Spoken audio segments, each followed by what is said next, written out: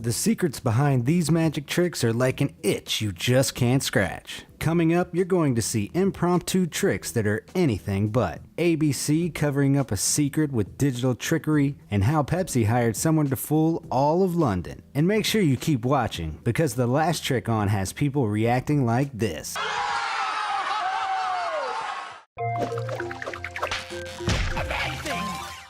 Number 10. Will Size Coin Matrix. The coin matrix is a trick every close-up magician knows. Cards cover coins, which teleport one by one. All it takes is dexterity and misdirection. Will Size trick is similar, but more impressive, and when presented on America's Got Talent, he went viral. Mel B's jaw dropped, Heidi looked like she'd been kicked in the face, and we actually saw Simon Cowell crack a smile. It started as expected, but turned into something completely unbelievable. Will stopped concealing the magic, and the coins teleported out in the open, culminating in a transformation into red rose petals. The trick was accomplished not with feats of dexterity, but engineering. That table is the real star here. The area under each card contains a mechanism to either reveal or hide the coins. His foot operated a disguised foot pedal which activated the switches. There were 4 separate mechanisms for the rose petals in the middle of the table. The engineering is brilliant, and the trick itself does indeed look very clean. Maybe a little too clean.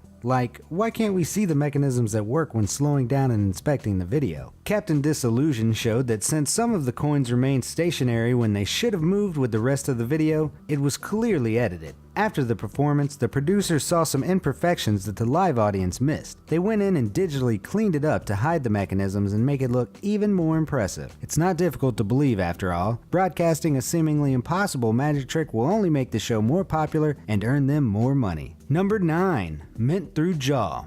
During an episode of Nevermind the Buzzcocks, magician panelist Dynamo is asked for an impromptu magic trick. He smiles and offers some mints to the other panelists. And it's not just a warm gesture, but the first step in a trick. Once they've verified the mints are real, he puts one in his mouth and casually takes off his necklace. The necklace seemingly penetrates his skin, and when he rips the necklace back through his neck, it's threaded through the mint. No, the necklace isn't gimmicked, and yes, that is a real mint. The secret is in what he did to his neck before the show started. He applied rubber cement, a magician's best friend, to his neck. When the necklace pressed against it, his neck folded, sticking to itself. As he grabbed the necklace to pull it off, he threaded it through the mint hidden in his hand. After he ripped the necklace off his neck, he released the mint from his hand and it slid down the chain, making it look like it had been pulled out from his neck. If you're inclined to mess with your friends and scare your family, you can do the same thing at home with some string and a glue stick. Number 8. AGT's Snowman Trick. Matt Franco updated an old favorite on America's Got Talent. He presents a large box in gift wrapping, making sure not to reveal what's inside until the end. As he displays a large book, it's clearly shown that each page has something different on it. Snowmen and costume pieces. Matt flips through the book. Using the judges as participants, they choose a separate head, torso, and bottom costume. Everything is seemingly decided at random. He then reveals the box, which contains a snowman dressed exactly the way in which the judges specified. This is accomplished through the Svengali phenomenon.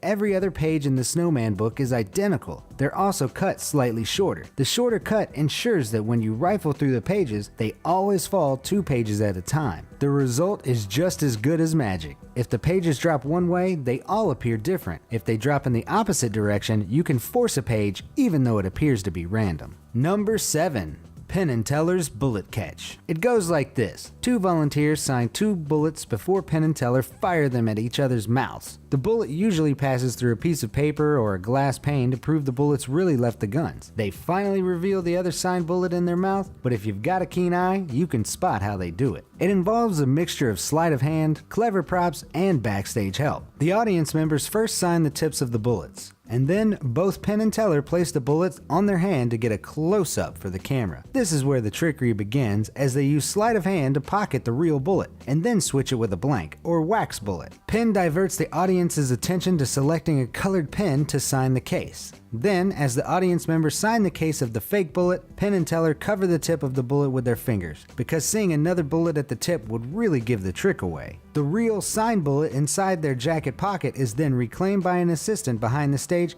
and planted inside the other magician's bulletproof vest, which conveniently backed onto the wall while they fumbled around putting their masks on. This allows Penn and Teller to mount the signed bullet while the vest slides over their head. When fired, either the wax has enough durability to break the glass, or specifically designed transparent squibs are used to put holes through the glass. So all in all, it's a very well coordinated trick. Number 6. David Blaine's coffee coin trick. You've heard of turning milk into cheese, and surely heard of turning water into wine. But what about turning coffee into coins? This isn't some clever metaphor. We're talking about David Blaine's TV special where he approaches a homeless man, takes his coffee, and turns it into a cup of coins. It's kind and visual, but how is it accomplished? The cup has a false bottom which hides a sponge. David Blaine sticks his finger through a hole at the bottom of the cup, lifting the false bottom and allowing the sponge to absorb the coffee. The coins were there the entire time, but were only revealed when the coffee drained. But YouTube video! Why is a homeless man walking around with a gimmicked coffee cup? Well, it's not too difficult to imagine a member of the filming crew approaching the man earlier on and giving him the cup. He would have just assumed it as a genuinely nice gesture from a random member of the public. They could have also given it in exchange for him signing a release to appear on television.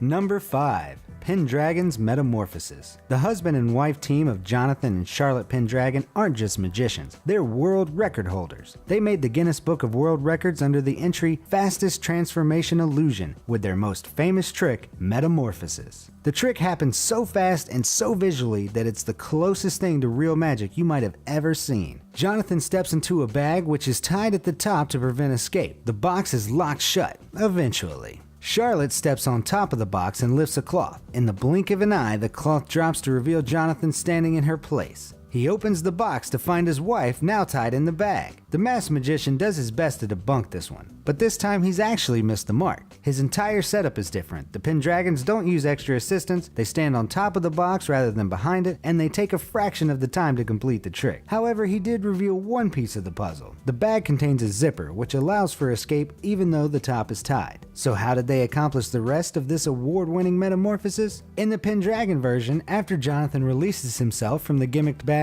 he escapes the box through a false bag and remains hidden there. When Charlotte lifts the cloth, he quickly climbs behind her and she jumps down. It seems too fast for a human to accomplish, but that's explained if you take a look into their background. You see, they're both trained gymnasts. In addition, Charlotte's a dancer and former bodybuilder, and Jonathan has experience as a springboard diver and martial arts expert. The Pendragon's bodies are fine, oiled machines. They each possess both the skill and raw physicality to pull off a switch this fast. Number 4. Free bus ride. Pepsi hired British magician Dynamo to perform a public stunt in London to get attention. He levitates up to a bus, holds the top, and remains floating in that impossible position as he rides around London, right in front of a Pepsi ad. First things first, the bus driver and passengers are all in on it. At the end of the video, when he levitates down, the bus is completely empty with no spectators. No, they didn't just get off the bus, because that bus route was bogus. The London Transport website doesn't list a normal schedule for a 5:43 bus. There's a holiday schedule, but the route listed wouldn't drive the bus past Big Ben like we see in the video. Secondly, we never see him move the arm attached to the bus. A German magician went on the record saying he does a very similar trick where the arm is fake. It's actually a metal pole disguised by a latex arm. This pole is secured to the bus and holds the harness he wears under his clothes. His real arm is just tucked by his side. And the levitation part? Well, with the suspicious way it was edited,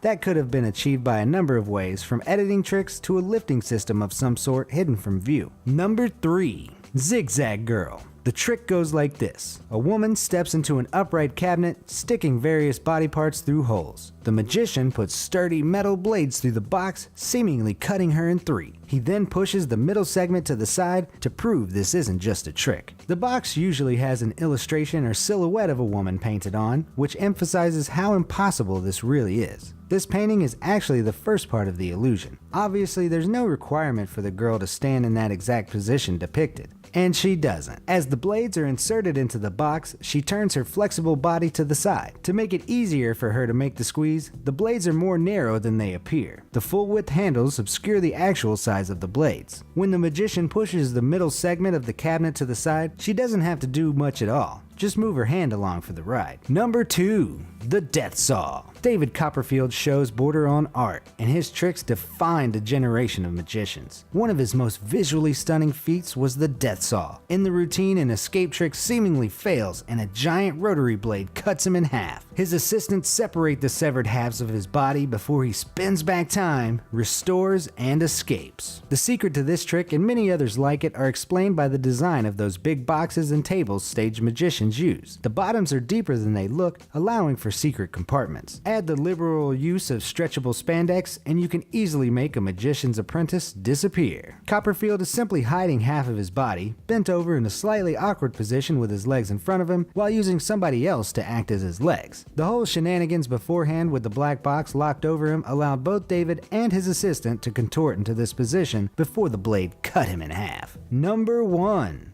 Regurgitating frogs. Recently, David Blaine appeared on The Tonight Show and explained a rather strange story. 100 years ago, there's a guy that converted his stomach into an aquarium where he could store live creatures, and then he could bring them up at will.